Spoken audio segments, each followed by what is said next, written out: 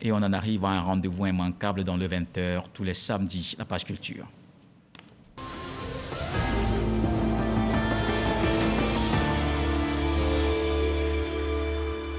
Intéressons-nous d'abord au cinéma. Fin du Clap Ivoire International 2021. Un nom à retenir cette année. Djelika Mama Traoré, la réalisatrice malienne, remporte le Grand Prix Kodjo et Bouclé. Son film documentaire Ma Passion relate les difficultés des femmes artistes. Yannick Ifoumi, Issa Tionayo.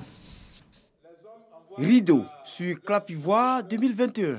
La réalisatrice malienne Djelika Mama Traoré s'octroie le Grand Prix Kodjo et Bouclé d'une valeur de 5 millions de francs CFA avec son film documentaire intitulé Ma Passion. Un film qui relate le combat quotidien des femmes artistes généralement confrontées à des obstacles qui poussent bon nombre d'entre elles à jeter l'éponge. Je suis très fière et très honorée parce que pour moi c'était un devoir de développer ce thème qui est l'intégration des femmes dans le milieu artistique. Dans mon pays, dans l'Afrique, l'artiste n'est pas bien vu, surtout la femme artiste. Le Togolais Mathias Noussounou remporte le prix UOMOA du meilleur film documentaire d'une valeur de 3 millions de francs CFA en réalisant L'assaut des vagues. Un triste constat des dégâts matériels et immatériels causés par l'érosion côtière. Le prix UOMOA du meilleur film de fiction est revenu à l'Ivoirienne Audrey Toboué-Lou d'une valeur de 3 millions de francs CFA avec son film Ncholo, l'histoire tragique d'une jeune fille donnée en mariage forcé qui finit par un suicide. La commission de l'UOMOA se félicite de la réussite de ce concours. Depuis le début, la commission a compris les enjeux et a accompagné en tout cas l'État de Côte d'Ivoire dans la mise en œuvre de cette initiative en faveur de la jeunesse. Et nous voyons que ça porte des fruits. Au niveau de la commission, nous-mêmes, nous avons observé que Clap Ivoire porte du fruit parce que les lauréats des différentes éditions ont connu du succès après le festival Clap Ivoire. Au sorti de cette 21e édition du Clap Ivoire International, la table ronde sur l'industrie du cinéma dans l'espace UOMOA recommande, entre autres, d'améliorer le cadre juridique, de favoriser la réouverture des salles de cinéma, ainsi que la création et l'accès aux fonds pour les acteurs du secteur, encourager l'acquisition et la diffusion des productions au plan local. Et nous retrouvons notre invité de la page culture ce soir, Lamine Stéphane Konaté, auteur de l'œuvre intitulée La biographie du petit Amadou. Et ici, le petit Amadou, c'est bien vous, Lamine. C'est exact. Sauf qu'il a changé de nom dans l'ouvrage. C'est juste un nom d'empreinte que j'ai pris. D'accord. Alors pourquoi revenir sur cette histoire de votre enfance, une enfance quand même difficile? En fait, revenir sur cette histoire, c'est parce que l'histoire m'a marqué. Lorsque parfois je regarde dans le rétroviseur d'où je viens et puis où je suis passé, où je suis arrivé, alors c'est ce qui m'a amené à transcrire ça quelque part pour pouvoir au moins garder dans l'histoire. Alors la question c'est tout de suite comment vous vous retrouvez à ne connaître ni papa ni maman et ne vivre qu'avec qui? Le grand-père. Effectivement, je ne suis pas le seul peut-être qui a vécu cette situation. Il y a beaucoup d'Ivoiriens, il y a beaucoup d'enfants qui vivent cette situation. Mais à un moment donné, on se retrouve avec son grand-père dans un village à des milliers de kilomètres et passer toute son enfance sans s'en rendre compte qu'on avait son père quelque part ou sa mère quelque part. Ce qu'on a eu même. Et le petit Amadou ne pensait vraiment pas à savoir qui c'était ou c'était suffisant d'avoir le grand-père? Bon, parfois quand on est avec un grand-père, parfois c'est suffisant, surtout quand vous avez un grand-père qui s'occupait de vous au départ. Vraiment, bon, on ne pensait pas. Si on avait un père ou on avait un mère, parce qu'à un moment donné, on se trouvait on pensait que le grand-père était notre père en fait. Oui, d'accord. Alors on va regarder juste un résumé de votre ouvrage avec Franck Wadio et on se retrouve.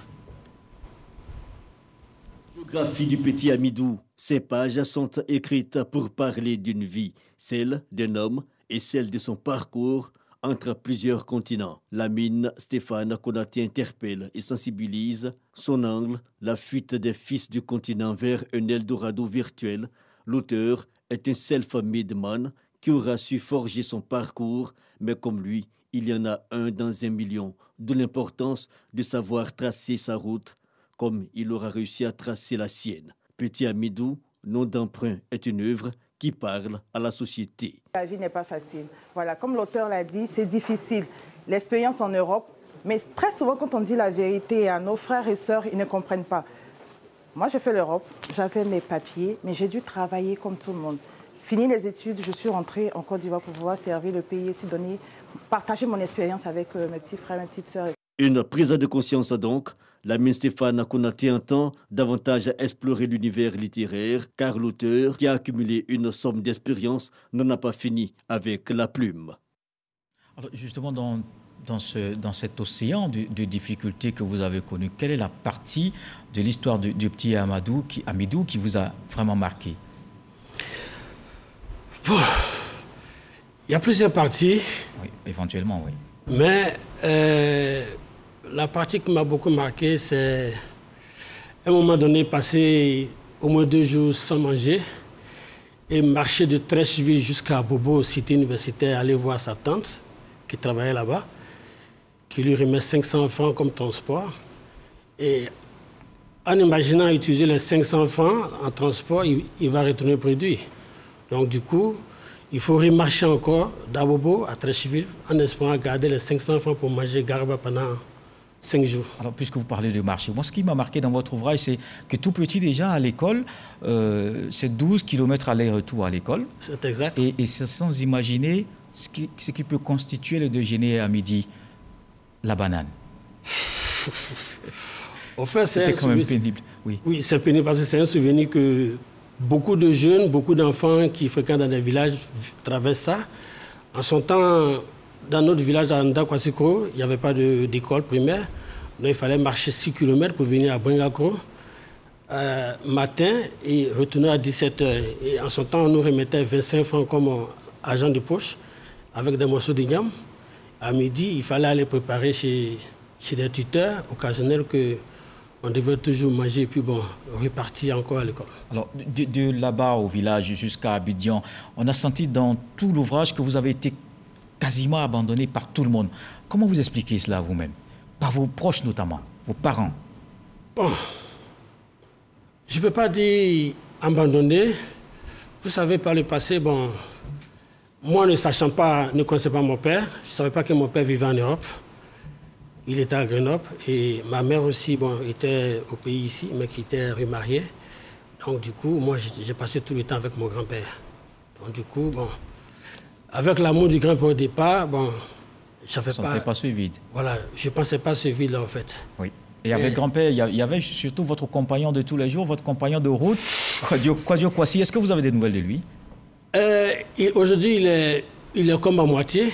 Là même, présentement, je ne vis pas là, il est juste assis dehors. Parce que depuis, on s'est séparés, on s'est retrouvés, jusqu'à ce que je pars en Europe.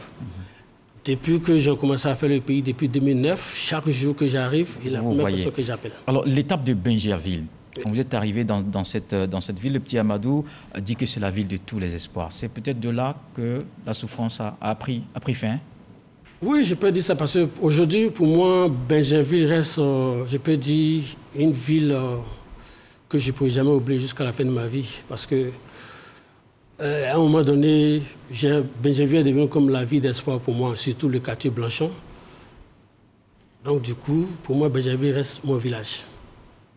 D'accord. Alors quand vous retrouvez souvent à Bingerville, surtout au quartier Blanchon, où vous étiez pratiquement devenu la star avec les tournois que vous organisiez? Bon, pas star, mais bon, le fait, vous imaginez un enfant qui quitte à Treichville, qui se retrouve à Bingerville, dans une autre ville, et puis bon, il essaie de s'adapter avec les jeunes du quartier, jusqu'à ce qu'il ouvre une cabine téléphonique. Jusqu'à présent, la cabine encore dans la cour du gendarme. Alors, très bien. La cabine bleue. Donc du coup, presque tous les jeunes du quartier venaient passer le temps avec moi. Donc aujourd'hui, même là, demain matin, il se pourrait que j'aille à Bingerville rencontrer des amis que j'ai laissés. Alors, le petit Amidou, aujourd'hui, a grandi, il s'en sort plutôt bien. Il en veut à des gens qui l'ont lâché hier? Honnêtement, je ne peux pas en vouloir à quelqu'un. j'ai appris quelque chose dans tous ces parcours, que tant qu'il y a la vie, il y a de l'espoir et il ne faut jamais, jamais en vouloir à quelqu'un. Parce que en cherchant à vouloir à quelqu'un, ça peut vous nuire vous-même. Donc du coup, parfois tu te dis, bon, ça fait partie de ton parcours, de ton destin. Donc du coup, tu ne peux pas en vouloir à quelqu'un pour ça. Est-ce qu'on peut dire que c'est la leçon qu'on doit retenir d'un tel ouvrage, d'un tel parcours difficile, d'une enfance aussi compliquée? Oui, je peux dire que c'est une leçon qu'on doit retenir. Et surtout, vous imaginez quand vous traversez des moments difficiles et vous vous retrouvez dans un quartier comme Treichville et vous devenez un enfant de Treichville et vous avez des personnes qui vous inspirent à Treichville. Par exemple, j'ai 2 oncles, je leur tire mon chapeau aujourd'hui qui sont comme mes exemples. Malheureusement, on ne pourra pas citer tout le monde. Voilà, oui. C'est juste les 2, M. Diarra et M. Dambélé Sedou Dakota, qui aujourd'hui, ce sont des exemples pour moi, en fait. Aujourd'hui, je m'inspire de leur vie, parce qu'eux aussi... Et vous aussi, vous êtes un exemple de persévérance. Bon, à travers tout ce que vous avez vécu dans cet ouvrage qu'on a lu, qu'on souhaite également que tout le monde lise. Lamine Stéphane Konaté, en tout cas, merci d'être passé sur ce plateau, l'invité de la page culture, avec votre ouvrage qui est intitulé « La biographie du petit Hamidou ». Et à partir de cette histoire du petit Hamidou, le sage nous apprend justement que l'homme qui est tombé dans la boue n'a plus peur de la poussière. Ce journal est terminé. Merci de l'avoir suivi. Retour de l'actualité 23h avec Abdoulaye Koné, Dieu le voulant. On se retrouve demain.